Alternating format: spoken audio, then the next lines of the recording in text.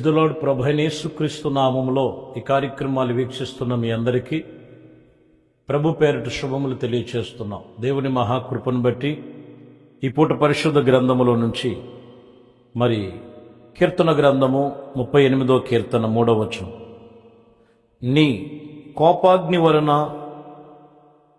వలన ఆరోగ్యము నా శరీరమును విడిచిపోయెను, పాపమును బట్టి నా ఎముకలు స్వస్థత లేదు.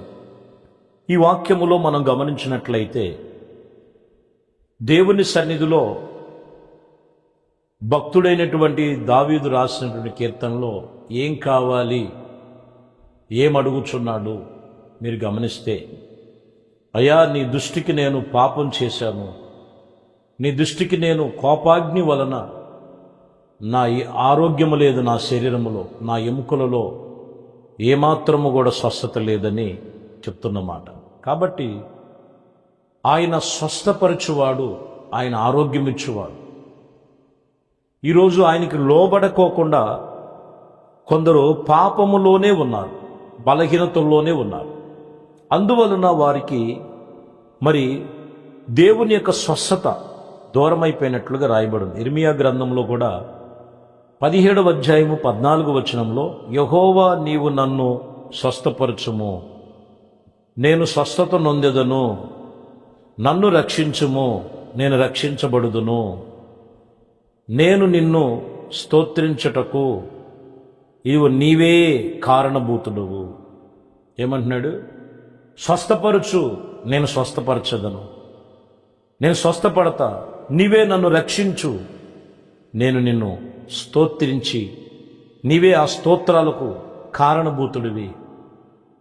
ఈరోజు ప్రభువుని స్తుతించాలి, స్తోత్రించాలి. స్వస్థత ఆయన దగ్గరే ఉన్నది, రక్షణ ఆయన దగ్గరే ఉన్నది.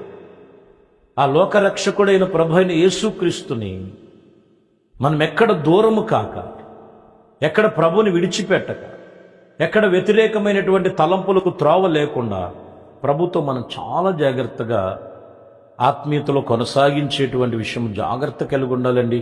ఎందుకంటే ఇజ్రాయేల్ ప్రజల గురించి యెషయా గ్రంథములో 30 అధ్యాయము 23వ వచనం, నీవు నీ భూమిలో విత్తుటకు నీ గింజలను కావలసిన వాణ్ణి ఆయన ఇదిగో కుమ్మరించి భూమి రాబడి అయినను. ఇక్కడ మీరు గమనించిన అది విస్తరించబడినట్లుగా చేసినప్పుడు ఆ దినమున నీవు పశువులు విశాలమైన గడ్డి మేటులను మేయును అని చెప్తారు. ఇక్కడ భూమి మీద కావలసినదంతా కూడా ప్రభు సమకూరుస్తున్నాడు. కావలసినదంతా విస్తారముగా, ఆహారమే కానీ, ద్రవ్యమే కానీ, సమృద్ధే కానీ, సమస్తమే కానీ ఆయనలో ఆయనలో ఆయనలో సమస్తమును కూడా కలిగి ఉన్నాయి. ఈరోజు మనం గమనించినట్లయితే ఆ సర్వశక్తి కలిగిన దేవుని సన్నిధిలో ఈరోజు మనము ఆత్మ సంబంధమైన విషయములలో చాలా జాగ్రత్తగా మనము అనుసరించి నడుచుకునే విషయంలో జాగ్రత్త కలిగిన వారమై ఉండాలని వాక్యం చెప్తుంది. కొన్ని విషయాల్లో మీరు గమనించినట్లయితే దేవుని సన్నిధిలో లోబడలేనటువంటి పరిస్థితి, కొన్ని పరిస్థితులు చూడండి దేవునికి విధి విరోధముగా చేసే పరిస్థితి. అందుకనే ఏం కలుగుతుంటాయంట, సమృద్ధి అనేది ఉండదు, శరీరానికి ఆరోగ్యం ఉండదు, ఎముకలకు సత్తువ ఉండదు. కారణం ఏంటంటే దేవునితో మనం చేసేటువంటి తీర్మానాలు చాలా చాలా జాగ్రత్తగా మనం అనుసరించే వారముగా ఉండాలని దేవుని వాక్యం చెప్తున్నమాట.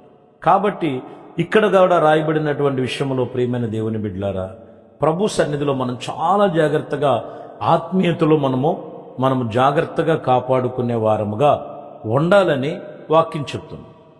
కాబట్టి దేవుని సన్నిధిలో రాయబడినటువంటి ఈ విషయంలో లూకాసు వార్తలో 12వ అధ్యాయము 30వ వచనములో, ఈ లోకపు జనులు వీటిని గురించి వెతుకుచున్నారు, ఇవన్నీ కూడా మీకు కావలసినని నీ తండ్రికి తెలుసు, పరమ తండ్రికి తెలుసు. సమస్తము ఏది అవసరమైనదో ప్రభుకు తెలుసు. కానీ ప్రభు దగ్గర ఏమున్నాయో నీకు తెలుసా? ఆ ప్రభులో పొందుకునే విధానం తెలుసా? ఆ ప్రభులో ఉన్న కార్యములు నువ్వు ఎలా చూడాలో, చవి చూడాలో తెలుసా? చాలామంది జీవితంలో ఇది లేదండి. కాబట్టి కొందరు జీవితములు ఎలా ఉన్నాయంటే ఎండిన ఎముకల వలె స్వస్థత లేనటువంటి వారుగా కొందరు కనపడుతుంటారు. అందుకనే కీర్తన గ్రంథములో 121 కీర్తనలో దావీదు భక్తుడు అంటాడు, కొండల తట్టు నాకు కనులు నేను ఎత్తను, నాకు సహాయము ఎక్కడి నుండి వచ్చునో ఆయన వైపే నా కనులెత్తుతా. నువ్వెవరి వైపు చూస్తున్నావు? నువ్వు దేవుని వైపు చూడు, సర్వశక్తి కలిగిన దేవుని వైపు చూడు.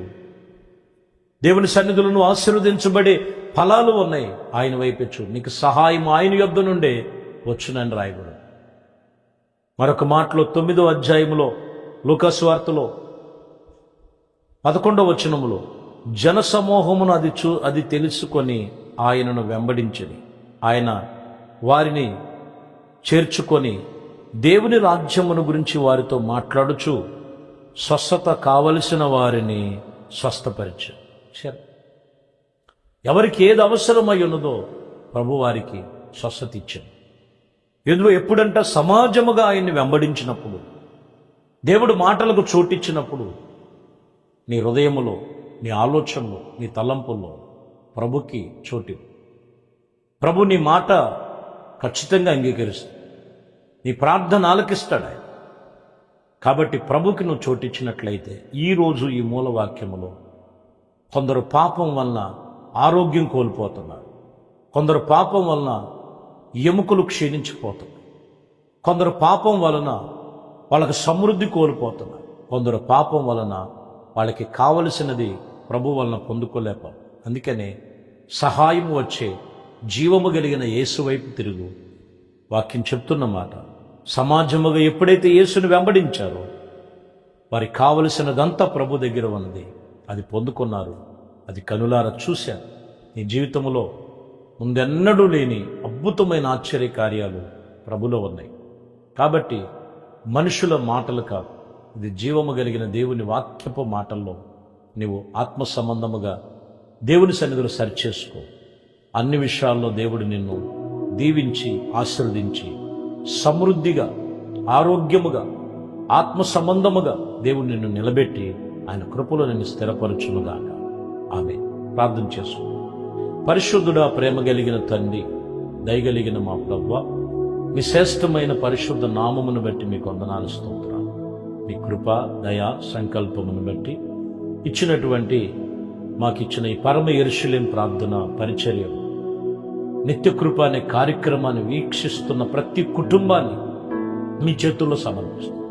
వారిని, వారి కుటుంబాన్ని తిరిగి నాయన వారిని ఆశీర్వదించి దీవించి అధికమైన మేలు, అధికమైన కృపతో నింపి సహాయం చేసి సమస్తమును మీకు అప్పగిస్తాం.